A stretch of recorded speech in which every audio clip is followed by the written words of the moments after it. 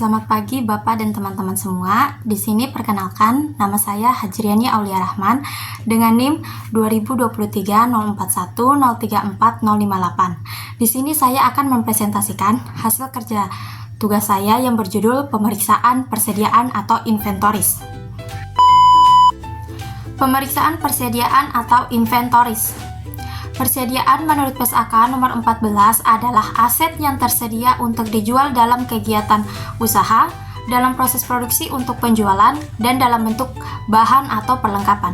Jadi dapat disimpulkan bahwa persediaan didefinisikan sebagai aset yang tersedia untuk dijual dalam kegiatan usaha, dalam proses produksi untuk penjualan, dan dalam bentuk bahan atau perlengkapan untuk digunakan dalam proses produksi suatu perusahaan.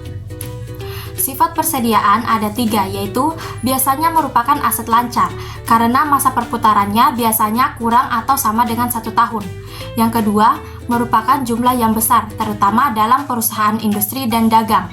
Dan yang terakhir, mempunyai pengaruh besar terhadap laporan posisi keuangan dan laporan laba rugi. Selanjutnya yang digolongkan sebagai persediaan yaitu bahan baku, yaitu bahan dasar yang digunakan dalam proses produksi. Yang kedua, barang dalam proses, yaitu produk yang sedang diproduksi. Yang ketiga, barang jadi, yaitu produk yang siap dijual. Yang keempat, bahan pembantu, yaitu alat dan bahan yang digunakan dalam proses produksi. Dan yang terakhir, barang dalam perjalanan, yaitu barang yang sedang dalam proses pengiriman dari lokasi ke lokasi berikutnya. Tujuan pemeriksaan persediaan. Yang pertama, untuk memeriksa apakah terdapat internal kontrol yang cukup baik atas persediaan.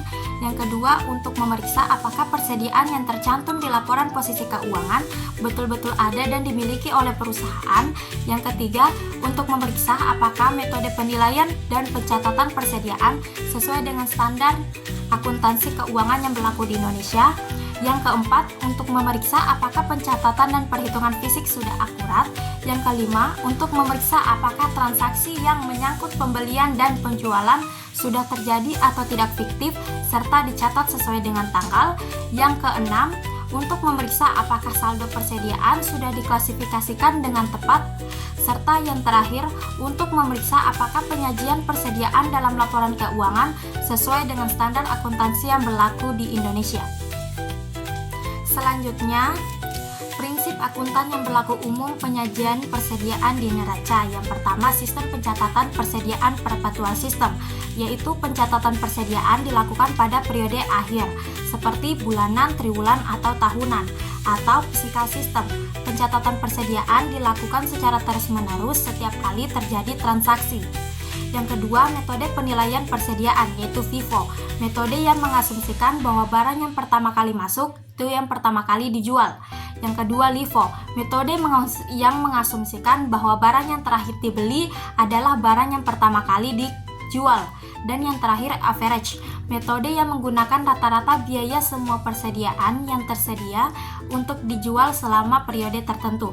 Serta yang terakhir, penerapan lower of cost or market atau persediaan atau prinsip akuntansi yang mengharuskan perusahaan untuk melaporkan nilai persediaan pada nilai yang lebih rendah antara biaya perolehan atau nilai pasar. Selanjutnya, prosedur audit persediaan. Yang pertama, pelajari internal control atas persediaan, yaitu untuk ini auditor biasanya menggunakan internal control questionnaire dan lakukan tes transaksi atas pembeli dengan menggunakan purchase order sebagai sampel. Untuk tes transaksi atas pemakaian persediaan bisa digunakan material requisition sebagai sampel untuk tes transaksi atas penjualan atau faktur penjualan. Yang kedua, tarik kesimpulan mengenai internal control atas persediaan. Jika tes transaksi auditor tidak menemukan kesalahan, maka substantif tesnya dipersempit, dan jika auditor menemukan kesalahan, maka substantif tesnya diperluas. Yang ketiga, lakukan observasi atas perhitungan fisik yang dilakukan perusahaan. Yang keempat, minta final inventory list dan lakukan pemeriksaan berikut, seperti cek penjumlahan dan perkalian, cocokkan quantity per book dengan stock card, cocokkan quantity per count dengan count sheet auditor, serta cocokkan total value dengan buku besar persediaan. Yang kelima, kirim konfirmasi untuk persediaan consignment out. Yang keenam, periksa unit price dari bahan baku, barang dalam proses, barang jadi, dan bahan pembantu. Yang ketujuh, lakukan rekonsiliasi jika stok of name dilakukan beberapa waktu sebelum atau sesudah tanggal laporan posisi keuangan atau neraca. Yang kedelapan, periksa cukup tidaknya barang-barang yang bergerak lambat, barang-barang yang rusak atau ketinggalan mode. Yang kesembilan, periksa kejadian sesudah tanggal neraca. Yang kesepuluh, periksa cut-off penjualan dan pembelian. Yang kesebelas, periksa jawaban konfirmasi dari bank, perjanjian kredit, dan notulen rapat. Yang ke-12, periksa apakah ada purchase atau sales commitment per tanggal neraca. Yang ke-13, lakukan prosedur barang dalam perjalanan seperti meminta rincian good in transit per tanggal neraca, periksa mathematical accuracy, serta periksa subsequent clearance. Yang ke-14, lakukan analytical prosedur persediaan. Yang ke-15, membuat kesimpulan dari hasil pemeriksaan persediaan dan buat usulan adjustment jika diperlukan. Serta yang terakhir, periksa apakah penyajian persediaan sesuai dengan standar akuntansi yang berlaku di Indonesia. Dan yang terakhir, tantangan pemeriksaan persediaan. Yang pertama, kesulitan dalam menghitung dan mengidentifikasi persediaan. Yang kedua, kesalahan perhitungan persediaan.